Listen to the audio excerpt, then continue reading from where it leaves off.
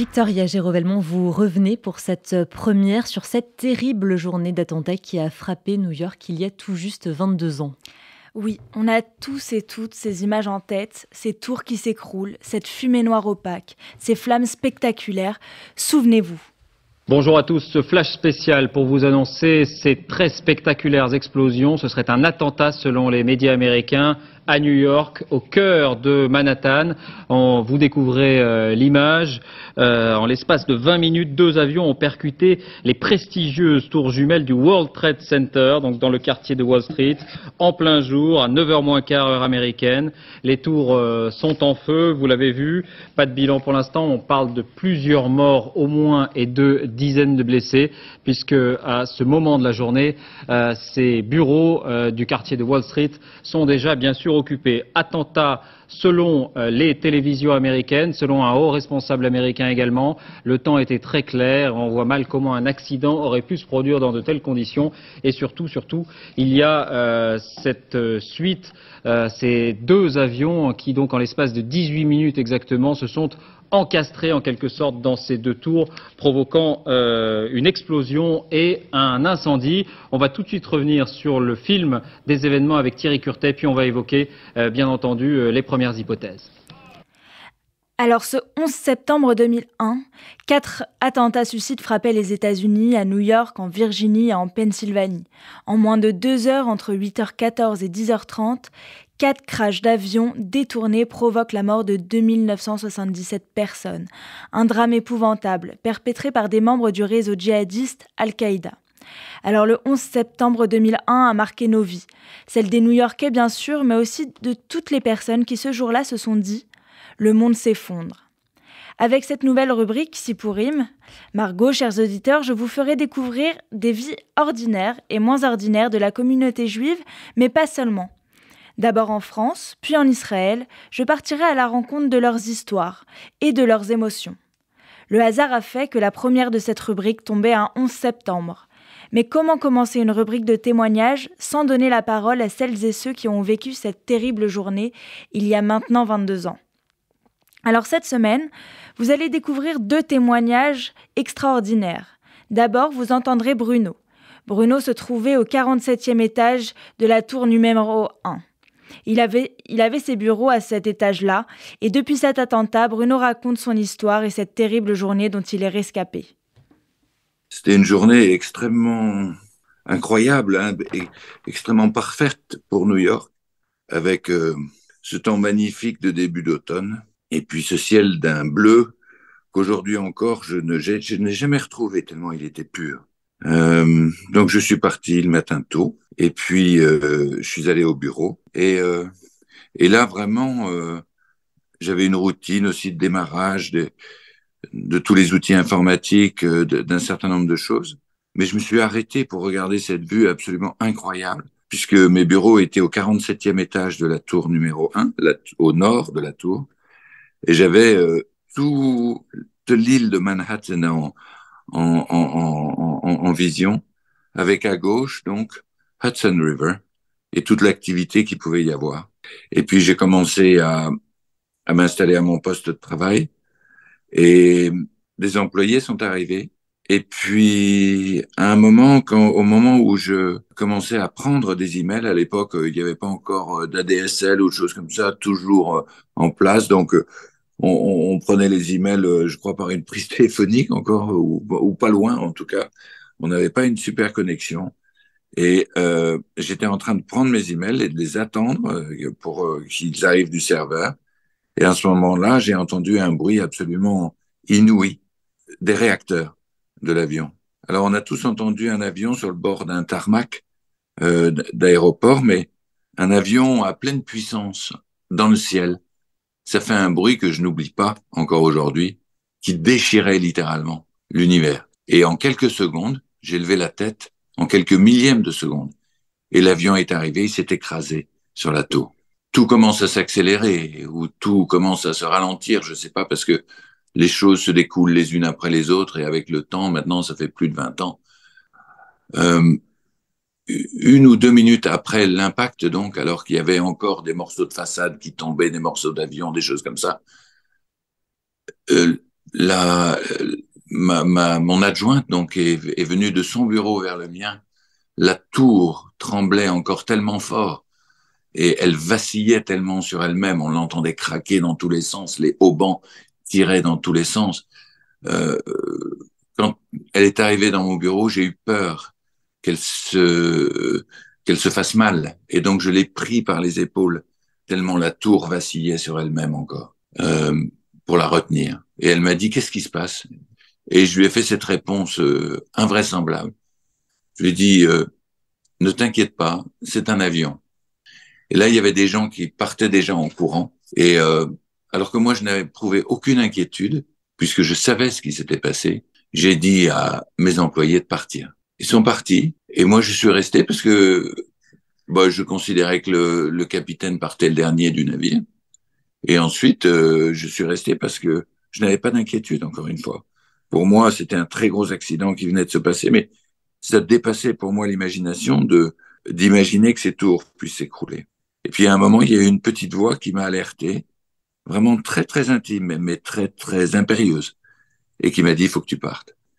Voilà, quand je suis sorti, c'était une dévastation dans les couloirs, parce que il y avait de la fumée partout, il y avait des fluides qui tombaient des plafonds, il y avait des débris partout dans les couloirs, des choses effondrées.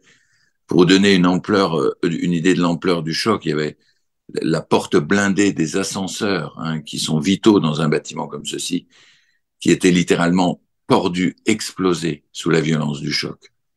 Et dans la fumée qui habitait ces couloirs, donc j'ai vu un petit groupe qui s'éloignait, qui était un groupe d'une banque qui était à mon étage.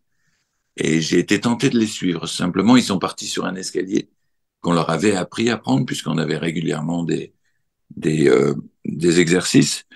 Et moi, j'ai pris l'escalier tout seul, que l'on m'avait appris à prendre aussi. Et eux ne sont pas sortis et moi, je suis sorti. J'ai commencé à emprunter l'escalier de descente. J'ai fait 2 étages et là, il y avait beaucoup, beaucoup de monde déjà. La file remontait jusqu'au 45e étage. Et au 45e étage, d'ailleurs, on a essayé de me faire descendre par des ascenseurs. Je suis allé sur la plateforme d'ascenseur. Je me suis dit, non, on n'arrivera pas. Donc, je suis retourné dans l'escalier. Et là a commencé la longue descente. Et je vais mettre 50 minutes pour arriver jusqu'en bas. On est arrivé, je vous passe la succession des événements qui se passent pendant 50 minutes de descente très angoissante, où personne n'a peur, mais tout le monde est terrorisé en même temps. Mais tout le monde garde son calme surtout, parce qu'il y a plein de choses qui se passent. Arrivé dans le lobby du World Trade Center, c'était une dévastation terrible. Et tous ces drapeaux qui représentaient le monde avaient disparu, étaient effondrés. Il y avait toutes les parois de verre qui entouraient le lobby du World Trade Center étaient explosées. Il y avait, en fait, un moteur était tombé par un des ascenseurs, enfin des conduits d'ascenseur, et avait atterri dans le lobby, semble-t-il. Voilà, moi je suis sorti au milieu de cette dévastation au moment où la tour numéro 2 s'écroulait. C'est-à-dire que je suis sorti à l'air libre au moment où, et j'ai fait 2 pas, je me suis retourné, j'ai vu la tour en feu, ma tour en feu, et là j'ai compris la gravité de ce qui se passait. Parce que c'était un feu sinistre, avec des fumées d'une noirceur diabolique, et un feu oui, là aussi, les feux de l'AGN, du diable, d'un orange très très foncé. Et j'ai fait 2 pas supplémentaires. Au milieu de la rue, je me suis retourné, je l'ai pas vu une deuxième fois, la tour en feu, parce qu'en fait, la tour numéro 2, à ce moment-là, s'est écroulée. Et moi, j'étais à une centaine de mètres, en gros. Donc, on fait l'expérience de tas de choses dans des circonstances aussi violentes, notamment de l'étirement du temps, parce que en quelques millièmes de seconde, on est obligé de décider de ce qu'on fait et sa vie en dépend. Donc, le temps s'étire, effectivement. Et j'ai fait alors l'expérience peut-être la plus traumatisante de cette journée. C'est celle d'avoir la certitude que son corps est mort alors qu'on est encore en vie. C'est-à-dire qu'en l'espace de quelques secondes, tout est devenu plus noir qu'une nuit. Et d'un seul coup, quand s'est abattu sur nous cette masse de gravats, de poussière, où on ne pouvait plus respirer, eh bien tout est devenu silencieux. Dans des circonstances aussi extrêmes, mon corps a été convaincu qu'il était mort. Et donc, pendant des mois et des mois, je vais vivre avec ce traumatisme. Le moment encore très difficile, parce que je ne savais pas où était parti ni mes employés, ni je savais pas ce qui s'était passé. Ça a été quand de cette agence bancaire, il a fallu que j'assiste à l'effondrement de ma tour, elle a été attaquée en premier, mais elle s'est effondrée en second. Et donc en direct, sans savoir exactement où étaient mes employés, j'ai assisté à ce qui représentait des années d'efforts, de travail, de rêve, et l'effondrement de cette deuxième tour où étaient mes bureaux. Et puis ensuite, il a fallu continuer à vivre. Et maintenant, vous allez entendre Lydie. Lydie, elle, était à New York pour 3 jours seulement. Attachée de presse, elle accompagnait un client à la Fashion Week de New York. Contrairement à Bruno, Lydie n'a aucun repère dans cette ville. Elle ne la connaît que très peu. Alors qu'elle devait y rester seulement 3 jours, elle devrait y rester 1 semaine, coincée dans un pays qui n'est pas le sien et sans pouvoir contacter ses proches.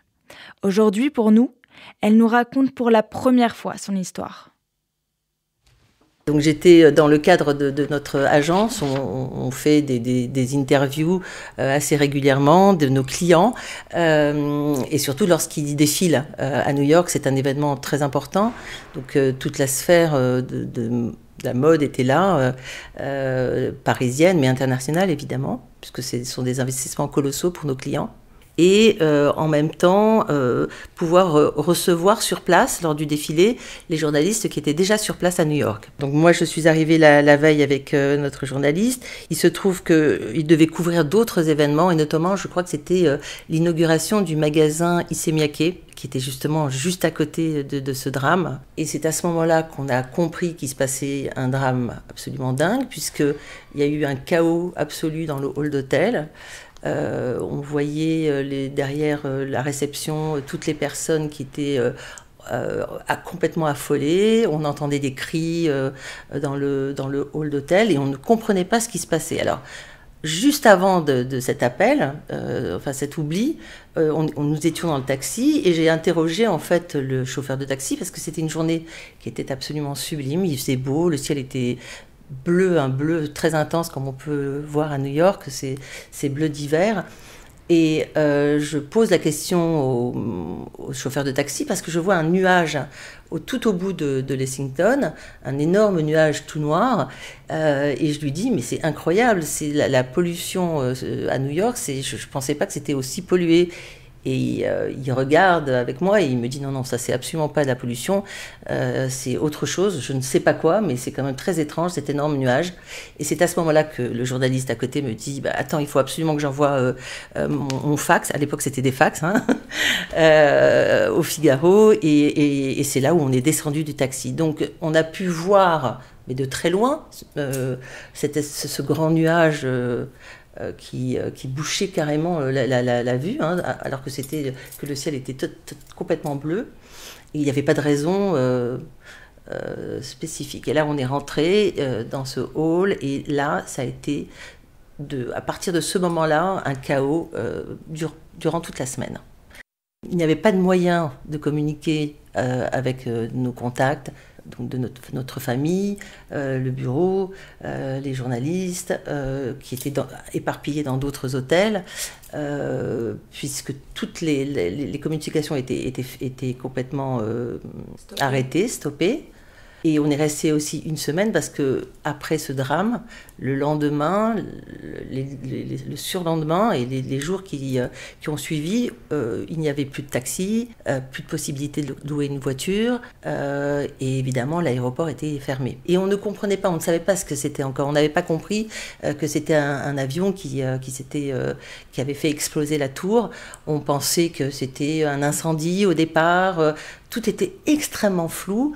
On a évidemment tout de suite allumé la télé et justement à la réception de l'hôtel, on regardait tous les images et on comprenait pas trop bien parce qu'évidemment tout était en anglais, même si je maîtrise un peu l'anglais, mais ça allait très vite. C'était des informations continues et en boucle, sans avoir vraiment de connaissance de ce qui s'était vraiment passé. Donc tout était comme ça, complètement chaotique et totalement flou. Et quand on a compris que le premier avion avait touché la tour, alors là, ça a été effectivement la stupéfaction, la peur, l'angoisse. Et lorsqu'on écoutait les informations, donc on ne maîtrisait pas complètement l'anglais, on comprenait, il répétait en boucle qu'il y avait un effet pancake. Et donc j'ai compris plus tard, 24 heures après, que l'effet pancake, c'était pour parler de la tour qui s'effondrait, mais qui s'effondrait en fait de l'intérieur. Mais dans ma tête, je me disais, c'est tout New York peut-être qui est en train de s'écrouler. Et déjà, au bout d'une heure, on sentait l'odeur épouvantable. Ça fait comme une odeur de sidérurgie, vous voyez, d'acier brûlé. Qui parvenait, qui arrivait jusqu'à nous, alors qu'on était quand même assez loin. La panique dans les rues, absolument dingue, le bruit d'alarmes, le bruit des pompiers, les gens qui criaient dans les rues. Il suffisait de sortir de l'hôtel, et d'ailleurs dans l'hôtel c'était la même chose, pour avoir toute cette ambiance paniquante et extrêmement anxiogène. Il y avait une cellule de crise qui avait été créée devant le Air France. J'ai rencontré un ami d'enfance complètement par hasard. Il se trouve que lui était en contact, je ne sais pas par quel biais, parce qu'il n'y avait pas de possibilité de téléphoner, mais avec son ami qui était à Air France, qui avait donc des contacts, et il pouvait nous dire à quel moment on pourrait avoir un avion. Parce que ça, c'était impossible Et le premier avion en partance, ça s'est passé en pleine nuit. Il m'a appelé pour me dire écoute, je crois que là, il y a un avion qui vient de décoller de Paris. Il faut qu'on aille tout de suite à l'aéroport. Je ne sais même pas comment on s'est débrouillé parce qu'il n'y avait pas de taxi, mais on est arrivé à l'aéroport à 4h ou 5h du matin. Et lorsque on est arrivé, il n'y avait personne. C'était le désert dans cet aéroport, ni service de sécurité, évidemment encore moins la compagnie. Et au bout de quelques heures, le guichet a ouvert. On a vu à ce moment-là des troupes entières, mais on était au tout début, donc on a eu la chance d'être au courant avant tout le monde. Donc on a enregistré notre billet. Et jusqu'à la fin, on s'est dit, c'est sûr qu'il va nous arriver un drame et qu'on va exploser dans l'avion, qu'on ne va pas monter, qu'il y aura trop de monde. Enfin bon. Et donc on a réussi à monter dans l'avion. On a eu ces fameux billets. Quand on a décollé, les gens chantaient, criaient. Enfin, il y avait une explosion de joie. Mais on se disait avec Philippe que tant qu'on n'a pas atterri à Paris, c'était pas fait. Il pouvait encore nous arriver une catastrophe et on n'y croyait pas. En fait, on pensait qu'on n'y arriverait jamais.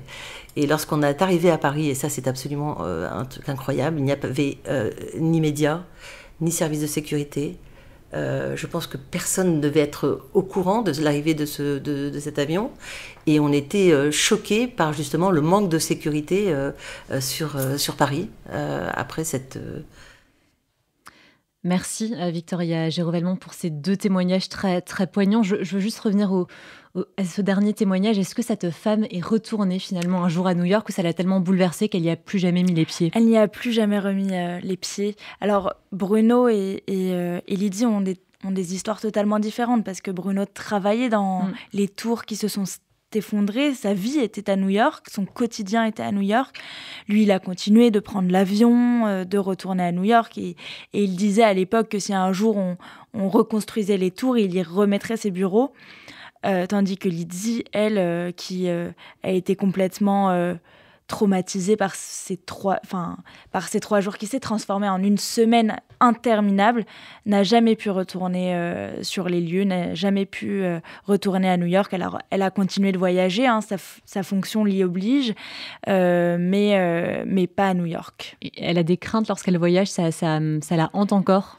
Alors, cet événement, oui, mais non, elle a réussi à dépasser ça et à continuer à faire ses voyages d'affaires, à voyager pour les vacances. C'était aussi quelqu'un comme Bruno qui avait l'habitude de beaucoup voyager parce qu'elle est attachée de presse, elle accompagne des clients étrangers un peu partout dans le monde.